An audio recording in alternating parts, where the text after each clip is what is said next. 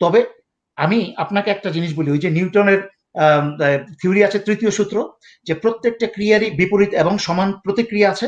সেটা জনগণের এবং অত্যাচারিত জনগণের ব্যাপারে প্রতিটা অত্যাচার এবং অন্যায়ের বহুগুণে ভয়ঙ্কর রকম প্রতিক্রিয়া আছে এবং অপেক্ষা করছে।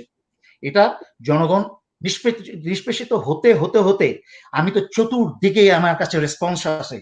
ওরা আস্তে আস্তে এত ক্ষিপ্ত, একটা সময় বার্স্ট হবে। পৃথিবীর সমস্ত ইতিহাসে যখন গণ আন্দোলন হয়েছে তখন পুরে ছাড়খাড় করে দিয়েছে। ভারত কিন্তু পালাবে, ভারত টিকতে পারবে না। এই স্বাধীন বাংলাদেশে ভারত দখল করতে পারবে না। ট্যাক্টফুলি ওই যে আপনারা যেটা বললেন সুন্দর করে, যে রাজাকার দালাল এদেরকে কিনে, দুর্বল চিত্তের মানুষদেরকে কিনে এদেরকে দিন নিয়ন্ত্রণ করছে।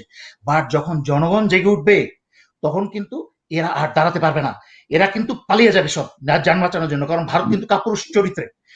তারপর হবে কি, যারা বাংলাদেশে থাকবে, যারা রাজাকারি করে ভারতের দালাল হয়ে করছে, এরা যে কয়জন বিদেশে পালাতে পারবে পারবে, আর বাকিদেরকে কিন্তু আগুনে ছাড়খাড় হয়ে যাবে।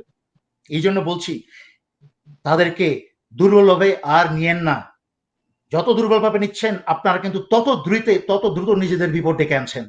আপনারা জানেন না, এক মুহূর্তের মাঝখানে বাঙালি জাতি সংঘবদ্ধ হয়ে যাবে, যেভাবে ৭১-এ সংঘবদ্ধ হয়েছিল রহমানের ডাকে।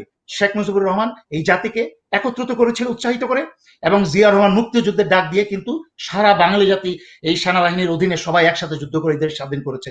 এই জাতি পারে এবং ইনশাল্লাহ আবার পারবে, আবার করে দেখাবে।